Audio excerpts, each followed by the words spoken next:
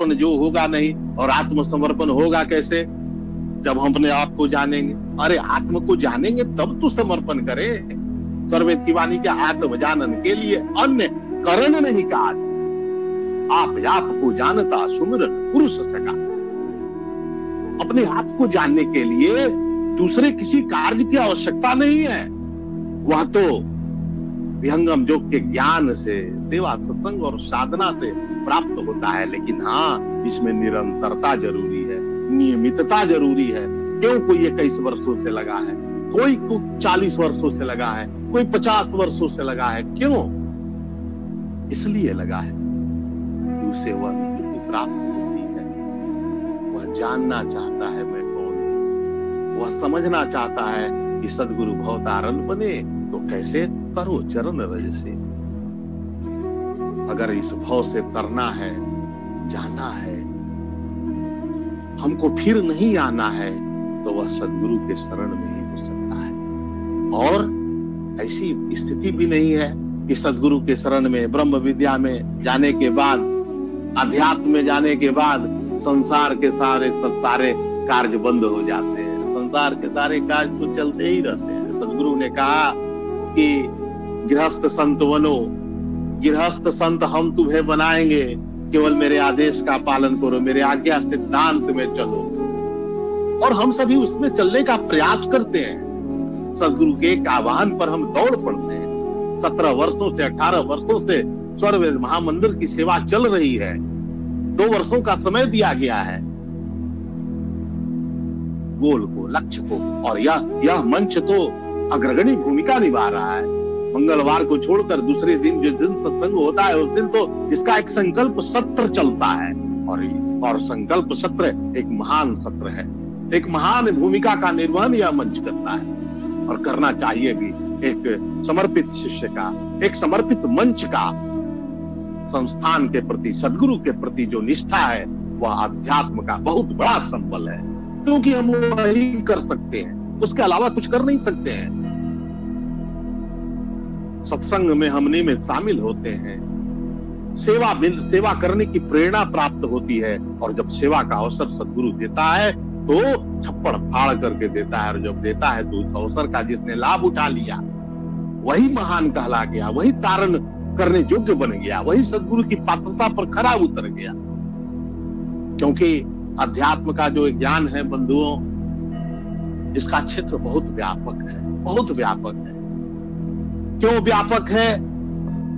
क्योंकि सदगुरु के ज्ञान प्रकाश में हम सबका न केवल व्यक्तिगत जीवन, बल्कि सामाजिक जीवन भी, व्यवहारिक जीवन भी, दूसरे शब्दों में कहे तो राष्ट्रीय जीवन के साथ साथ वैश्विक जीवन भी, सबकी चिंतन की दृष्टि बदल जाती है। हम लोग जब नए जगह पर प्रचार करने के लिए जाते हैं तो कहते हैं 90 दिन के अंदर आपकी रहनी गहनी सब बदल जाएगी, और हो जाता है, होता ही है ऐसा। उसी तरह अध्यात्म के क्षेत्र की व्यापकता में जब सदगुरु हमें ले जाते हैं, अध्यात्म के अंदर जब ले जाते हैं, तो सारी चिंतन दृष्टि हम सबकी बदलने लगती है। अभी मन की चर्चा भजन में हो रही थी, मन न रंगाए रंगाए जोगी कपड़ा। क्या है स्थिति? मन तो वही करता है, मन ही मन को मानता,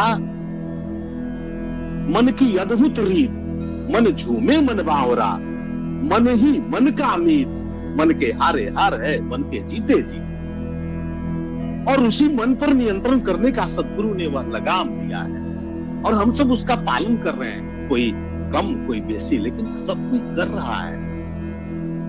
बहुत कम ऐसा सुनने में आता है, बहुत कम देखने में ऐसा आता है। एक बार जब विहंगम डोरी जिसने पकड़ लिया, वह छोड़ने का नाम भी लेता है तो सदगुरु से पकड़ ले। हमारी और आपकी सीमा नहीं है जो हम सदगुरु को पकड़ ले। सदगुरु हमको पकड़ लिया है, क्योंकि सदगुरु ने दया करे सब जीव पर, नीच ऊंच नहीं जाते, देखे अंतर्यात्मा।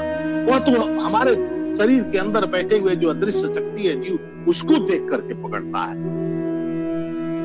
हमारा कार्य क्या है? हमारा कार्य है कि हम शुद्ध भाव के साथ भूमि पर स्थित होकर सारे कार्य को करने का हम संकल्प लें। इसका सबसे जीता जागता प्रमाण है, एक बार अमृतवाणी में स्वामी जी ने स्पष्ट रूप से कहा था, जो मुझे स्मरण आ रहा है, मैं उसे कोट करना चाह रहा हूं। स्वामी जी ने कहा, अध्यात्म केवल परमात्मा प्राप्ति का विज्ञान नहीं है। अध्यात्म केवल परमात्मा प्राप्ति का विज्ञान नहीं है, बल्कि मानव निर्वाण की भी कुंजी इसके पास है। विवेचन करते हुए सदगुरु ने बताया, एक मानव तो मानवीय गुणों से मंडित होना भी अध्यात्म है, क्योंकि यह एक विज्ञान है। जब सदगुरु के ज्ञान प्रकाश में उस व्यक्ति के अंदर, उस जीव के अंदर आत्मिक शक्तियों का प्रादुर्भाव होने लगता है, तो उसके मन, बुद्धि आदि सभी पवित्र होने लगते हैं। देखा गया है, सबको यह अनुभव होता होगा। और उसकी आत्मा भी बलवती होने लगती है, आत्मबल मजबूत हो जाता है, नैतिक स्तर ऊंचा उठ जाता है। क्योंकि आजकल नैतिकता का हरा, भौतिकता का विकास है तो नैतिकता का ह्रास है। उसकी आत्मिक शक्तियों के जागरण से जीवन के कठिन से कठिन कार्य भी सहजता से शीघ्रता पूर्वक संपन्न होता है। देखा भी गया है। उदाहरण के तौर पर आप ले भी सकते हैं इसे। एक संसारिक व्यक्ति जो अध्यात्म से जुड़ा नहीं है, जो ब्रह्म विद्या से जुड़ा नहीं है, उसके प्रारब्ध भोग बहुत कष्ट से कटते हैं। जबकि ब्रह्म विद्या में जुड़े सदगुरु की कृपा से, सदगुरु के सानिध्य में प्रारब्ध तो उसे भी भोगना पड़ता है, परंतु वह सदगुरु के सानिध्य में आसानी से उस प्रारब्ध भोगों को भोग लेता है।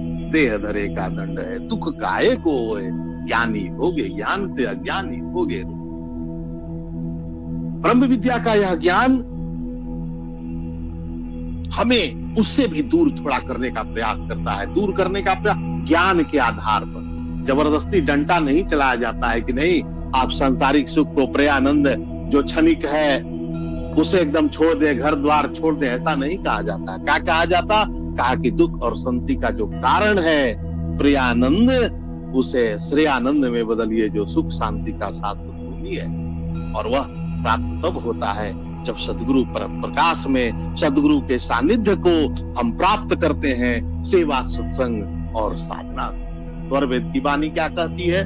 सुख का सागर पास है, सुख का सागर पास है, हे मति मंद गंवार, खोजो सदगुरु शरण में मिले कुलत द्वार। सदगुरु शरण के अलावा उस सुख को कोई नहीं दे सकता है, क्योंकि सदगुरु का आगमन ही एक बहुत बड़ी घटना है। सदगुरु का आगमन जिस जीव के जीवन में हो गया, वह सदगुरु कृपा का अधिकारी हो ही जाता है। सदगुरु का मिलना, उसकी अज्ञानता को हटाना, यह सदगुरु की कृपा है। और वह होता कैसे है? सत्संग उसका एक बहुत बड़ा माध्यम है। संत प्रवर बराबर कहा करते हैं, सत्संग का अभाव, सत्संग का अभाव आपके दुखों को बढ़ाने वाला है। सत्संग में अरुचि आपको दुखों को बढ़ाने वाला है, क्योंकि हम उस सत्संग से अलग नहीं हो सकते। क्योंकि संसार के जितने भी कार्य हैं, माया, मोह, विडंबना, यह सारी चीजों से हम ओत-प्रोत हैं। सत्संग की वाणी ही, सत्संग की चर्चा ही, सत्संग की परिचर्चा, विचार विमर्श ही हमें धीरे धीरे वैचारिक रूप से उस ज्ञान में लाने के लिए विवश करता है। क्योंकि सत्संग के में होता क्या है? हम गुनावाद करते हैं। किसका? सदगुरु महिमा का बखान करते हैं, गुनावाद करते हैं, और यह नियमित और निरंतर चलने वाली प्रक्रिया है। जब सत्संग का अभाव होने लगे, जब सत्संग हमको और आपको नहीं मिलने लगे, और जब मन में दुख उत्पन्न हो, जब जिज्ञासा उत्पन्न हो, बेचैनी उत्पन्न हो कि सत्संग हमें प्राप्त नहीं हो रहा है, संतों का संग प्राप्त नहीं हो रहा है, समझिए कि वह शुभ संकेत है। क्योंकि आपके और हमारे अंदर वह जिज्ञासा, वह तड़प नजर आ रही है, क्योंकि हम उसके ललायत।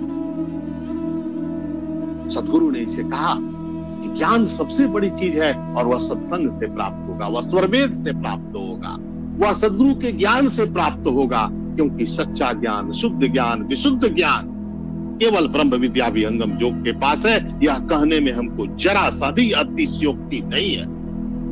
सदगुरु ज्ञान स्वरूप है, सोत महानंद आए। देव सदा फल गुरु बिना, तत्व ज्ञान नहीं पाए। उन्हीं के द्वारा स्पष्ट और निर्भ्रांत ज्ञान प्राप्त होता है, सदगुरु के द्वारा है। गुरु सदगुरु की महिमा